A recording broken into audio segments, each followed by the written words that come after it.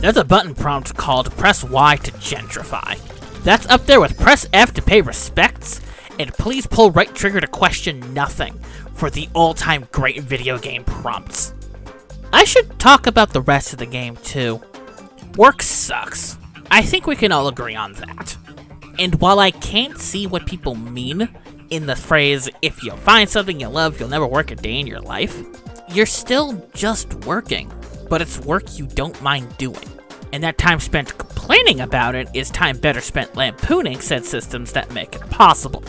And it seems that the topic of this week's video agrees with me. This is Stick It to the Stickman. It's a physics-based roguelike beat 'em up with a GTA 1 and 2 style overworld developed by South African studio Free Lives and published by Devolver Digital. Not to be confused with Stick It to the Man, a different game with a similar naming scheme. The team that would become Free Lives originally came up with the concept for Stick It to the Man during a game jam. It stuck around in various forms, and I first heard about it in the Fall Next Fest way the heck back in 2022. It's been on my radar ever since, and when I found out that it was released into early access at the time of writing, I decided to check it out. And I was not disappointed in the least. So that's enough of the preamble. Let's get to getting as to why you should stick it to the Stickman. The basic premise of Stick It to the Stickman is that you're just a random stick figure dude that gets woken up from his nap on a park bench and being told to get a job. When he does, he gets so fed up with it that he decides to fight his boss, then becomes the new boss by the executives of the company. This begins an ongoing cycle of workers killing their boss to become the new boss, and rinse and repeat. It's not actually that, but that's how it starts out. The progression of the mechanics are there to represent capitalism at its most utterly despicable. It covers union busting, unethical business practices, toxic, endless growth to appease the shareholders' mindset, political corruption, gentrification, and late corporate-sponsored terrorism. And this is all the foundation of it. Because every single time you complete a run, there's a new facet of this world and the mechanics therein that gets introduced in more increasingly ridiculous ways. Which is exactly how I want my satire to go. It's tackled with the kind of sharp wittiness that only someone from outside of the United States can properly muster.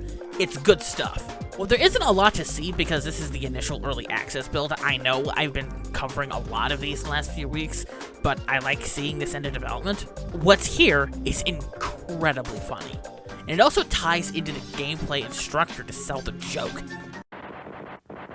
Stick It to the Stickman is a bizarre and interesting mix of different video game genres. Specifically in that it's a roguelike, a side-scrolling beat-em-up, and a limited open-world game, all tied into one for different purposes. But let's start with the beat-em-up aspect.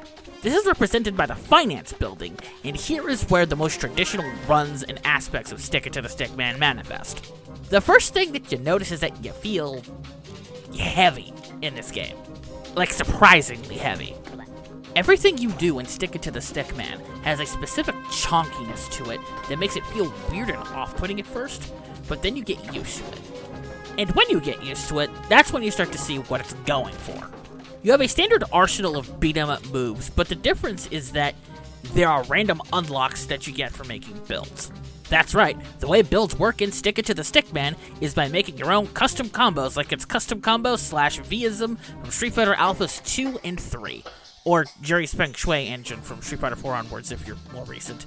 You got basic stuff like bicycle kicks, spitting back fists, and karate chops, to more out there moves like dodge rolls, throwing parcel bombs, and even just doing a goddamn shoryuken. No, I'm not making this up, it's straight up called that in the game. And as you get higher up the finance build, you start getting more and more dudes thrown your way, culminating in a final boss fight on the dark and stormy rooftop. And in its completion, either by beating your boss to death or getting him yeeted off the building, you become the new boss. And this continues in a never-ending, near Ouroboros-like cycle of death and rebirth, and corporate restructurings and hostile takeovers, each new boss being unable to stop until they begin to yearn and even beg for the sweet release of death. No breaks, no stopping, line goes up, sacrifice your soul for shareholder expectations and the almighty dollar. Capital is your new god. Sorry about that, I seem to have gotten carried away. Boy, that escalated quickly. I mean, that really got out of hand fast. But speaking of doing everything in your power to make the line go up, this is where the gameplay is tied into the run structure and meta progression. You see, you can't just get something from nothing in capitalism.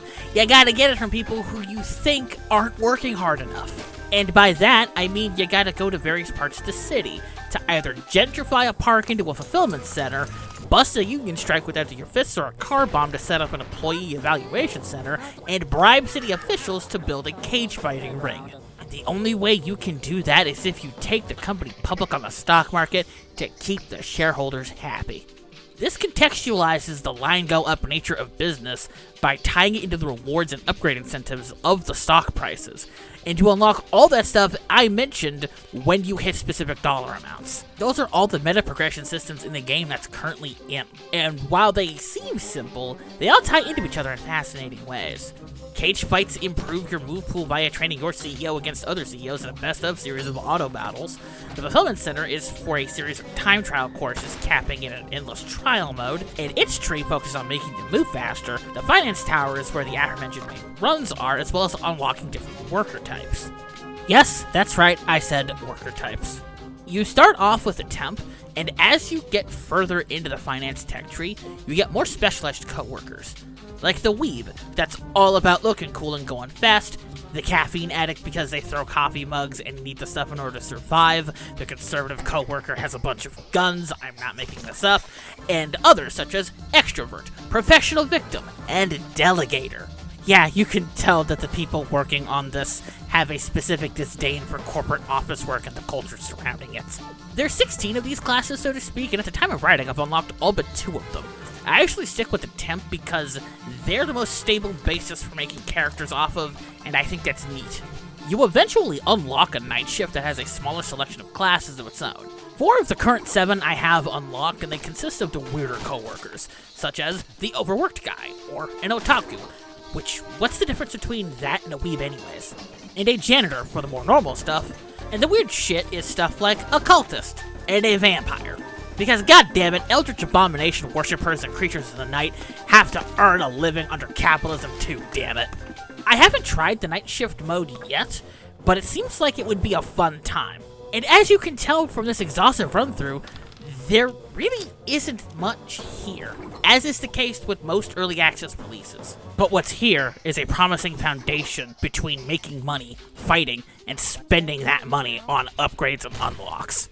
And with that out of the way, I think I can talk about the more interesting stuff Stickman does from a presentational standpoint as well. Sticker to the Stickman is an interesting looking game. The art style has the game looking like stop motion models in a great way.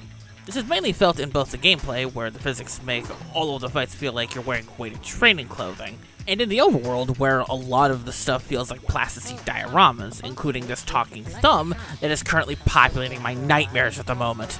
The music is interesting in that it's got a lot of cool electronic beats, but the audio that stuck out to me was the voice acting, surprisingly enough. A lot of it is this weird mix of Simlish and actual English. Lends it a surreal vibe at times. I can't describe it.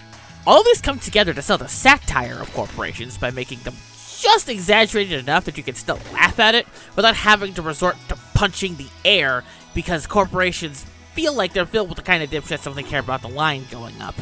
And again, this is just the first draft. I'm looking forward to how Free Lives further lampoons this kind of thing going forward. Sticker to the Stickman has got to be one of the weirder things I've covered on this channel in a while. And I'm cool with that because the weirdness that's here is good stuff. Between the shaping up to be vicious satire, the interesting intermingling of narrative and mechanics, and the overall goofy vibes, Sticker to the Stickman is shaping up to be a great game. Now to do my usual thing of uninstalling until 1.0 because I want to experience the full game. And speaking of 1.0, come back next week when I talk about my time with the just released 1.0 version of the Rogue Prince of Persia. And that'll be it for this week's video. Thank you very much for watching. Don't forget to like and subscribe if you enjoyed this. Have a good weekend, and don't forget to stick it to the stick, man. You can't quit. You're fired.